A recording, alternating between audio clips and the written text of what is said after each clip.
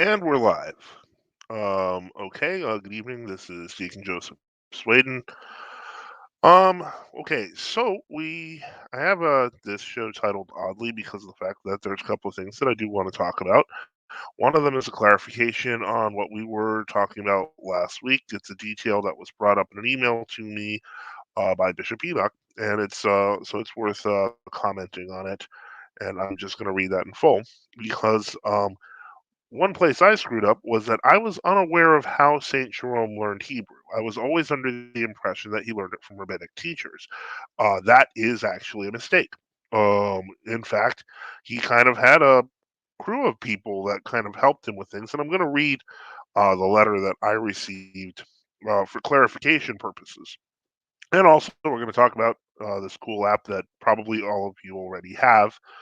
So let me see here. But right now, what I'm trying to do, and maybe I'm an idiot, but I have two Discord logins, and I'm trying to get out of the one that I was in so I can get back into the one that I'm trying to get back. But I don't actually know how to log out of Discord. So I guess I could delete this account, but I'm sure that's not what I want to do. I'll figure it out. Anyway, to get to this letter, okay, give me one moment. Just had to close the YouTube stream there, and so let me get to that letter because I thought it was actually pretty useful to read its full context. And it says, I saw the posting of the new program. I don't think I listened to everything, but jumped around a bit. However, I did hear one part I should correct. St. Jerome was actually taught by a Jewish scholar who converted to the Orthodox Church. I believe this was because many rabbis would outright reject Christians who wanted to learn, or that they would teach them wrongly in an intentional way, or would teach them constantly while insulting Christ, the Virgin, and such. St. Jerome in letter 18 to Pope St. Damascus says, "But there is a man from whom I rejoice to have learned a great deal, and he who has so refined the Hebrew speech from that among their scribes he is regarded as a Chaldean. He approaches the matter by a far different route, for he says that none of the prophets except Isaiah has seen seraphim standing about God, and seraphim are not even to be read about elsewhere. Further, that this was a premonitory indication of the end and captivity of Jerusalem, which took place under Nebuchadnezzar. I am going to include a link to that just so that you have that. Hello, everyone. Whoever wants to ask questions, feel free. I have no problem with that. But just in case you're wondering about that particular quote from St. Jerome, there it goes. Meanwhile, I will also try to figure out how to log out of this Discord so that I could get back into my correct one. Okay, I don't want to verify this account. I'm just going to close the Discord. It's useless. I don't know how to. I'll figure it out. Okay, so the letter continues.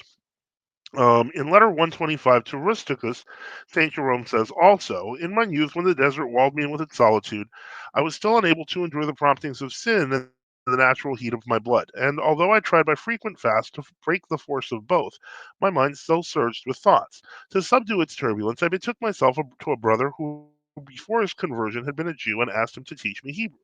Thus, after having familiarized myself with the pointedness of Quintilian, the fluency of Cicero, the seriousness of Fronto, and the gentleness of Pliny, I began to learn my letters anew and to study to pronounce words both harsh and guttural.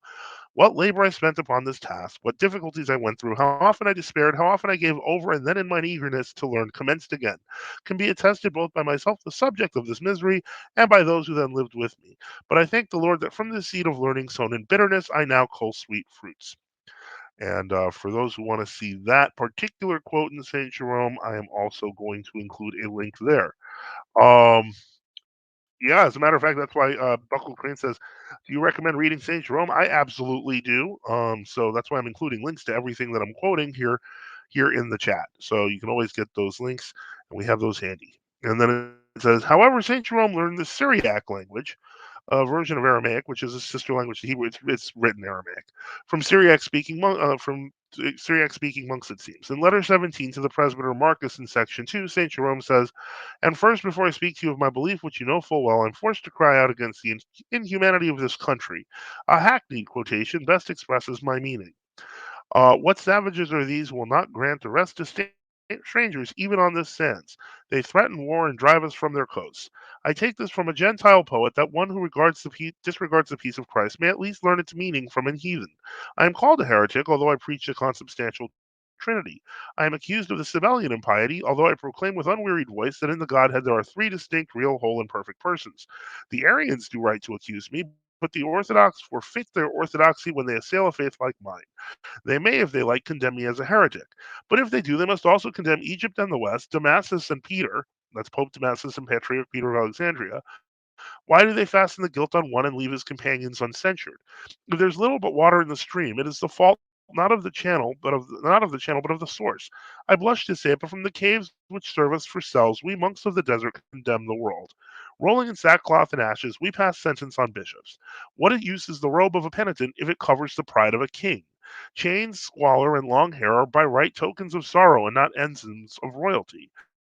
I merely ask leave to remain silent. Why do they torment the man who does not deserve their ill will? I am an heretic, you say. What is it to you if I am? Stay quiet, and all is said.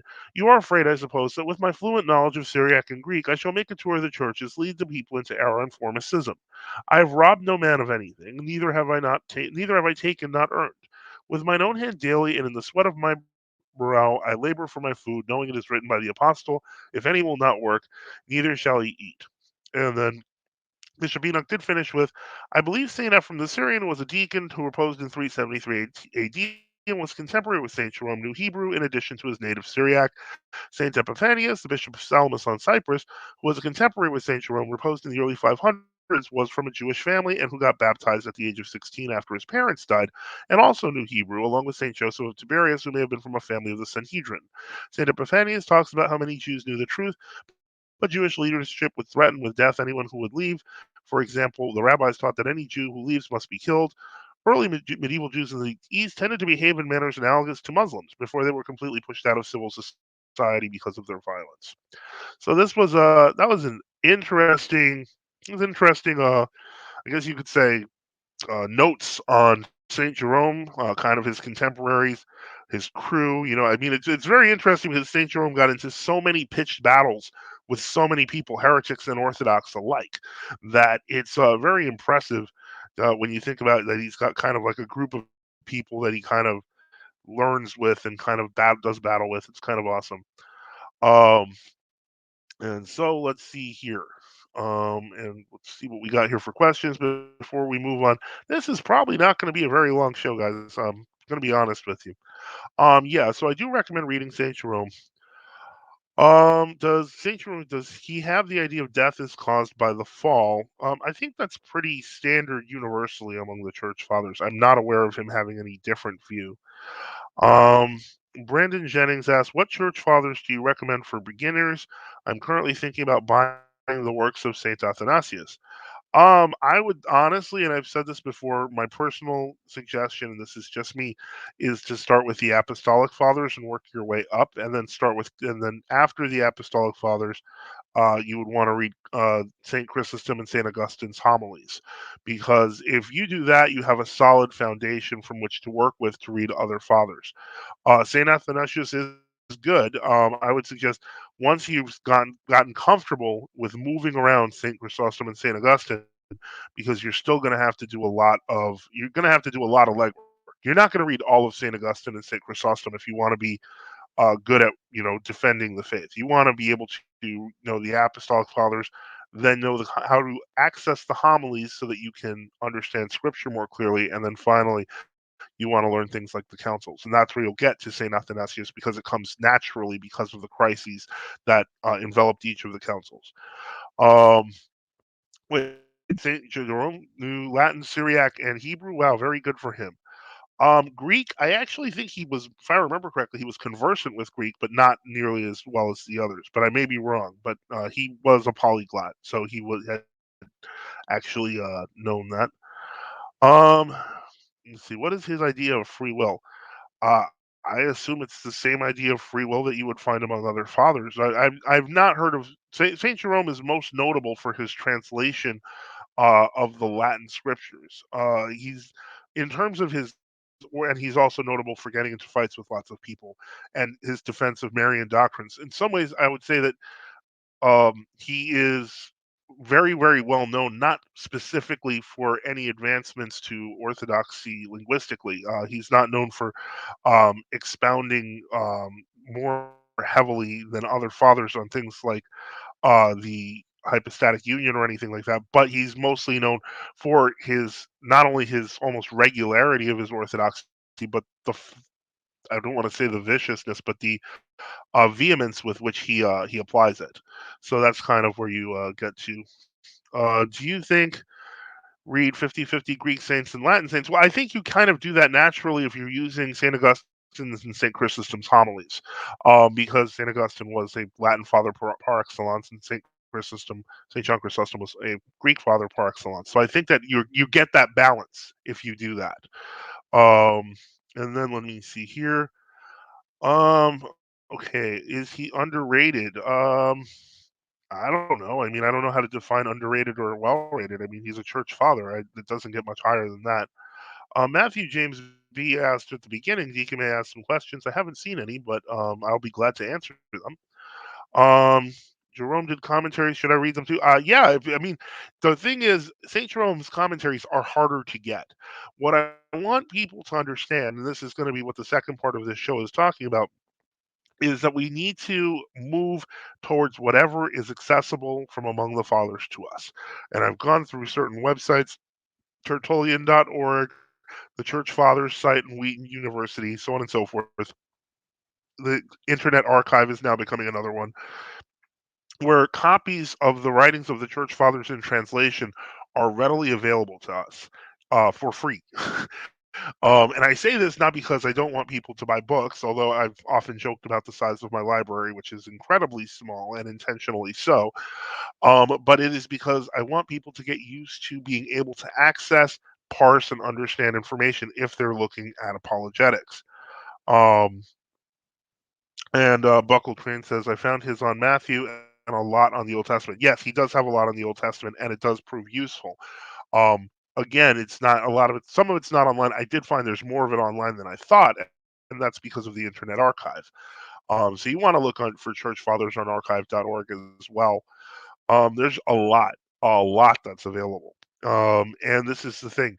What we don't want to do is get trapped into this idea that if you've read a bunch of contemporary books on church fathers, when those church fathers are available for free, that you're learning much. You're only learning from secondary sources if you're reading about the fathers instead of reading the fathers. If you're reading the fathers, even in translation, you are way closer to the original spirit of understanding that they had in terms of reading each other, um, because it was not the, I guess you could say, the tradition to constantly refer back to sources about church fathers. That's how errors came up, like my error with St. Jerome, which is what we started this entire discussion with, which was that St. Jerome was taught by Christians who were converts.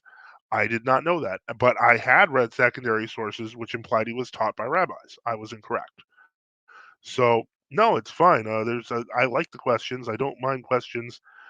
Questions are good, and they keep the show going. Because if it was just me talking, the show probably would end in about 5 minutes. But because it did not end in about 5 minutes, and we're hitting the 15-minute mark here again, feel free to ask questions. I'm going to talk about something that I found really, really exciting, and I bet all of you have it and don't even realize how awesome it is because, or maybe you do, and I'm just really slow and kind of a boomer.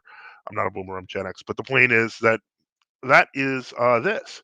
Let me just share my screen. It's quite frankly one of the coolest things I've seen, and it's kind of where I wanted to see technology go, but I never thought it would. But somebody made it happen. Give me just a moment. So let me put it on the screen here, and it's this. And if you guys are like, "Ha ha, you didn't know about that," fine. I don't care. But the point is, there's something called the Katana Bible. And so this Bible apparently, because this is what happened. I have a Bible. I had a Bible app on my phone. I've always had a Bible app on my phone, but I never used it. I have a Bible on my desk. I have used that. Why didn't I use the Bible app on my phone? And I was thinking about this as I was experimenting with some new technological things on my phone. And I thought, how come there's no advances in how a Bible works? An online Bible on your phone. Like I think that some Bibles on the computer have attachments to church patristic commentaries, but never did I see anything particularly linking them together. It was never comprehensive. Now, granted, I have found that this Bible does have limitations. It has a dearth of quotations on Isaiah, so on and so forth. It does not, but these are problems I discovered on day two. But on day one, I was just kind of amazed that you could just seriously just click on each verse and you would find, where there's, the quotations, and you can include, you know, just Eastern fathers. I include all the Western fathers, even though it does include, like scholastics and stuff, because I already know if it's after 1054, I can just ignore it. But the point is that it's quite amazing. And I got this on my phone, and then I saw it on my computer, and I said I have to try this. Look at this. This is Saint Ambrose of Milan, Saint John Chrysostom, and so you see all these things. This is what I always dreamed of seeing. Once we have all this massive digital information of the church fathers in translation, and this isn't even close to complete. This might be 10% complete if we're being honest, maybe 3%. Um, but the point, five. Okay, I'm not going to guess on the number. I'm just not. But the point I'm trying to make is that in terms of the English commentary that we have, just the fact that you can have a Bible that actually you can just click, click, click, and bam, you've got church fathers relevant to the subject. Very handy. Very risky if you are prone towards using just quote mining. That's not what it's for. You're supposed to be using it piecemeal, as you do your studies, as you're doing biblical studies. But at least one thing it does is it will get you comfortable with the mindset of the fathers when you're doing research on them, and will help when using you're actually using reading the scriptures, or you want to make a quick reference. It is pretty cool. Thank you, Buckle Crane. I agree, and I don't know if anyone hasn't heard of it, but it is available on your phone. The only other thing that I've found that is problematic, but not that big of a deal, is a lack of a search function. I mean, if you have a pretty good memory on the scriptures and you have one of those little search bars on your phone, this is not a very big deal, but it would be nice. But other than that, it's kind of awesome, and it's free. So finally, I've always talked about this. There's free information, of course, in the Holy Scriptures. There's free information in the Holy Fathers. It's all available online for free. But this is the first time I've actually seen them merged together. So if you want to visit that website, I would definitely recommend it. And then check out the settings. You can change the version that you're using. You can even change the font in case you like reading it a certain way. As you can see, I have a preference for serifs. But the point is, it was honestly the coolest thing I had seen in a while, and it takes a lot to impress me in terms of A, apps, and B, Bible apps, and C, anything scripture or fathers related, because I'm still at this stage where I am impressed with just the amount of information that is available online. And if people aren't impressed with that, they're not going to be impressed. I'm probably not going to be impressed with what they have to offer. This surprised me. And so I would say if you're looking for a Bible app on your phone, or if you've had a Bible app you're not using, get this one. It's actually really, really good. Um, and it will, it'll be great for you.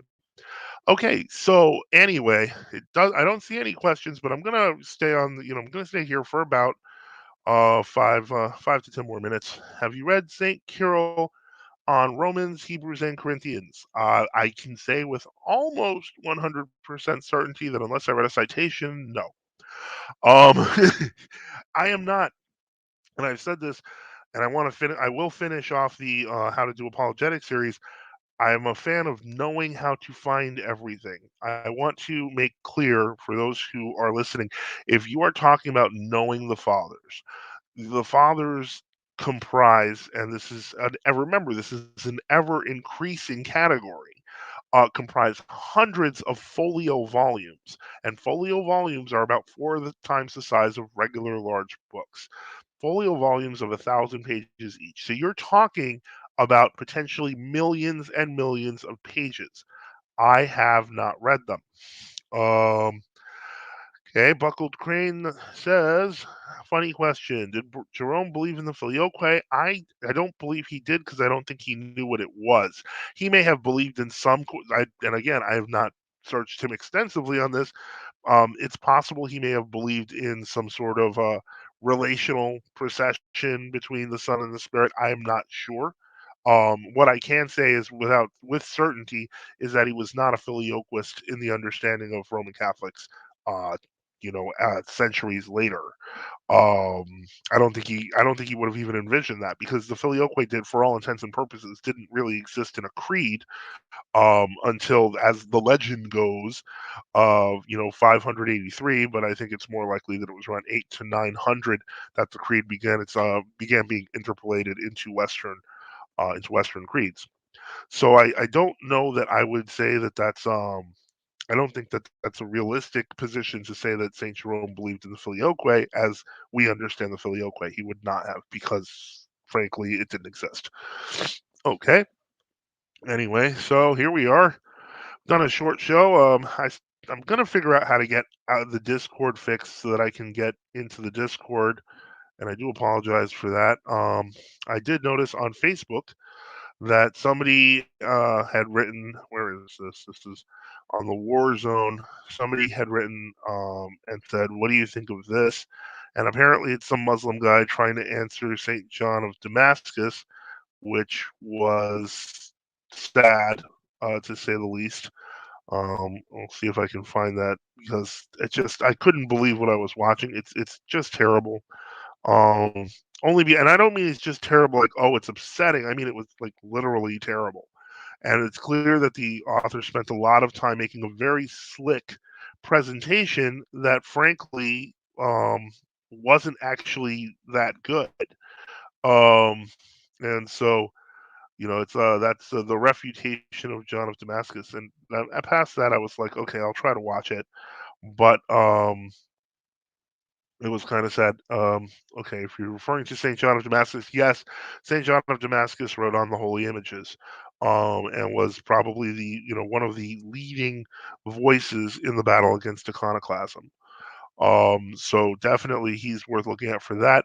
The text that they're referring to is actually a short text, which I have covered previously on the show, called "On Heresies." The text on heresies is not short, but the section on Islam is a couple of pages. But apparently they've stretched that out to an hour and a half, and they stretched it to an hour and a half. And what do you call it? I mean, I got through the first 20 minutes and I was like, I could cover this in a show as a joke, but I probably won't. I'm actually pretty tired and I'm trying to just get into a routine. Did you see the Greek priest say to the Pope, you are a heretic? I saw an article about that, but I didn't see one. Did any Western saints write defending icons? There were a few Western fathers who were involved in the controversy. Particularly in Rome, but I'm not aware of any that were, because part of the reason why is because of the nature of the empire at the time. Keep in mind that by then, Rome and the West were already kind of almost like badlands, almost outside the jurisdiction of the Byzantine Empire, and so, or the East Roman Empire, I should say. So at that point, the I guess you could say a lot of the battles over iconoclasm took place in the East, whereas in the West they'd send letters saying get rid of these icons, and there was a period where some of the Franks were against them, but that kind of died, and basically iconoclasm was not nearly as strong in the West as it was in the East. I mean, it was just not comparable. So it's part of the reason why there weren't a lot of stringent defenses on iconography, because there weren't a lot of people attacking icons there.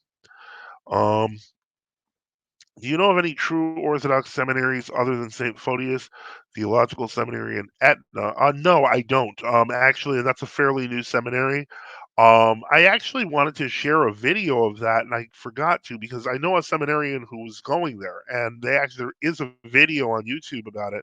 It's a really nice little seminary. I don't know if it's even little. I think it's kind of big, but if I'm going to be honest, if that's really where you want to go to, that's one route people take. Another route people take is that they want to go to a World Orthodox seminary. But if you don't have to, I wouldn't. I mean, it's up to you. I'm not going to get into a question of which seminary is the best because the truth is I never attended one. So I've visited seminaries, but I've never attended one. So I would be loath in making suggestions. I'm not going to do that. I actually don't live too far from St. Tikhon Seminary of the OCA. It's a beautiful campus and seminary, and frankly, they make nice coffee. And the tomb of Saint Alexis is there, which is pretty awesome. Um, but outside of that, I mean, I haven't studied. I don't make college recommendations. I'm sorry, I just don't. I'm way too old for that. And I'm sure that priests who have gone to their respective seminaries, and I know clergymen of a few different seminaries, both in True Orthodoxy and World Orthodoxy, were very grateful for their seminary education. So I mean, I haven't heard no one's come and said, "Wow, that was a big waste of time and money." So I would say just trust what you're seeing. An apologist should one have a good understanding of logic or a good understanding philosophical. I think I've always I think I've said this from the beginning. If to be an Orthodox apologist, you should have a good understanding of what the fathers teach. It is, a given. You should have a decent understanding of logic, but logic by itself, and I'm talking about basic logic, like Q to V. I'm not talking about like massive. I mean, you should know your inverse, your converse, the contrapositive, so on and so forth. You don't have to like know um, every strain of philosophy to understand. I don't think you need to get into every manner of dialectic. I think the fathers employ a good deal of logic, and you should know sufficient to understand them. And outside of that, um, I don't think there's much to be concerned about. At that point, you're engaging philosophy. Um, I guess you could say individually, and what I mean by that is you're engaging philosophy not as someone who's going to learn from it, but as someone who's going to see what a person is presenting in it, possibly to see what would bring them closer to Christ, if anything. I got a book on elementary logic, so I'm asking that. I think that I think elementary logic is very good to have. You should have elementary logic, and you should have the church fathers and the Holy Scriptures, and that's the knowledge you really need. Logic is good for making sure that you don't sound incoherent. But after you don't sound incoherent, you still must have something worth saying, and that's where the fathers and the scriptures come in. So that's why I say that there's a limited value to it. I believe you asked this question before. Is Marius Victorinus a saint? He was Neoplatonic and wants to be a Christian. Yeah, you did ask me this question before, and I'm pretty sure I said I don't think so. And I haven't gotten any evidence otherwise that tells me that he was. So there are a lot of early Christian writers whose work have value, even if they're heretics. Origin is worth studying just to know what not to do, and also to see some third and fourth century insights. Eusebius of Caesarea, Eusebius's church history is invaluable, as is Sozomen, and I don't think either of them are glorified saints. So the fact but again, they're useful for historical value, but when it comes to doctrinal value, their value decreases substantially. Same thing with Tertullian. A lot of historical and informational stuff in there, but you can't trust some of his work because he ended up a Montanist heretic. So, that's that you have to assess things as they are. So, you have the scriptures, you have the fathers who interpret them and who we consider as lights of our time, and then you have historical writers of the time that are useful. And once you're talking about historical writers, their religious background even matters less. Sometimes it's more useful if they're not Christian. Look at the writings of Josephus. Those writings are considered absolutely valuable. However, they're of limited utility for us as Christians. They're mostly utility for us in terms of understanding history. Um, have you read Boethius on how the Trinity does not lead to three gods? No, I haven't. Um, Once again, I'd like to reiterate that again, it's knowing where to find stuff as opposed to having to know all the stuff. It is impossible to know all the stuff.